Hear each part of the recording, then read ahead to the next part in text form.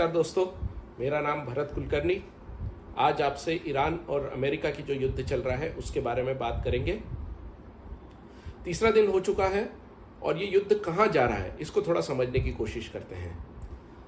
अब ये युद्ध केवल मिसाइल युद्ध ना रहकर एक लंबी रणनीतिक लड़ाई बनते जा रहा है, जिसमें समय सबसे बड़ा हथियार है।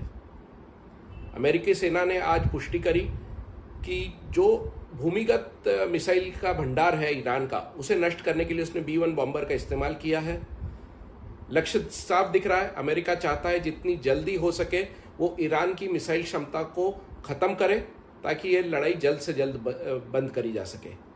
लेकिन ईरान दूसरी तरफ देख रहा है कि पीछे मुड़ना अभी उसके हित में नहीं है।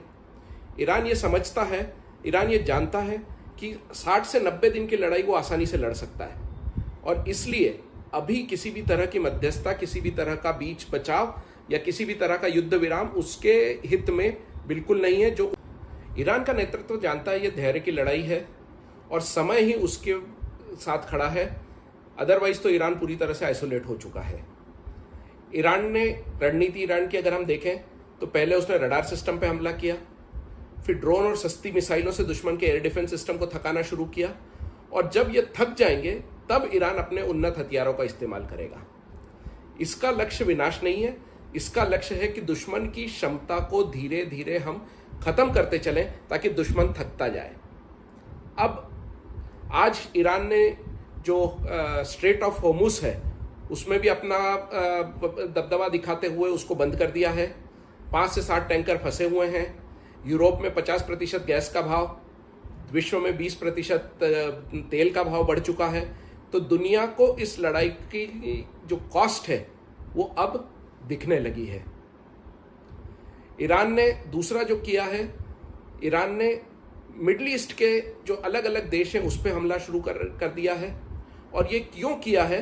क्योंकि ईरान नहीं चाहता कि अमेरिका किसी भी तरह इन बेसिस को या इन जो मिडिल ईस्ट है उसके बेसिस को इस्तेमाल करें।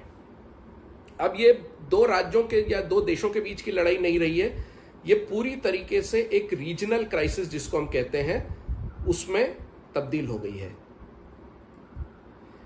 अब इजराइल और अमेरिका के हमले अब केवल सैन्य ठिकानों पर नहीं बल्कि दूसरी आंतरिक सुरक्षा संस्थानों पर भी हो रहे हैं। तो ये दिखाता है कि अमेरिका और इजराइल ईरान से ज्यादा जल्दबाजी में है और यही ईरान की सबसे बड़ी क्षमता दिख रही है। अब इस पूरे लड़ाई में लोगों का विचार है कि चाइना, रशिया अभी तक उतरा नहीं है, जो कि उम्मीद थी कि लोगों को उतरेगा। वो क्यों नहीं उतरा है? चाइना जो कामाकाजी ड्रोन है, जो ड्रोन खुद विस्फोटक लेके जाके और खुद क्रैश हो जाते हैं, ऐसे जो ड्रोन्स हैं, इन ड्रोन्स की सप्लाई चाइना के माध्यम से ईरान को पूरी तरह से हो रही है। चाइना चाहता है कि अमेरिका जितनी ताकत हो सके वो ईरान की लड़ाई में झोंक दे ताकि अमेरिका थक जाए और जब जरूरत पड़े तब ताइवान की मदद के लिए ना आ सके। रशिया जानता है कि जितना अमेरिका थकेगा, जितना यूरोप में जो तेल का भाव है और जो गैस का भाव है वो बढ़ेगा, उतना यूक्रेन के साथ लड़ाई में रशिया को फायदा होगा। तो हर एक देश अपना फायदा देख रहा है। आने वाले दिन तय करेंगे कि ये युद्ध सीमित रहेगा या एक वैश्विक संकट में बदल जाएगा। और इसके साथ जुड़ूंगा आपके साथ कुछ और दिनों में। बहुत बहुत धन्यवाद।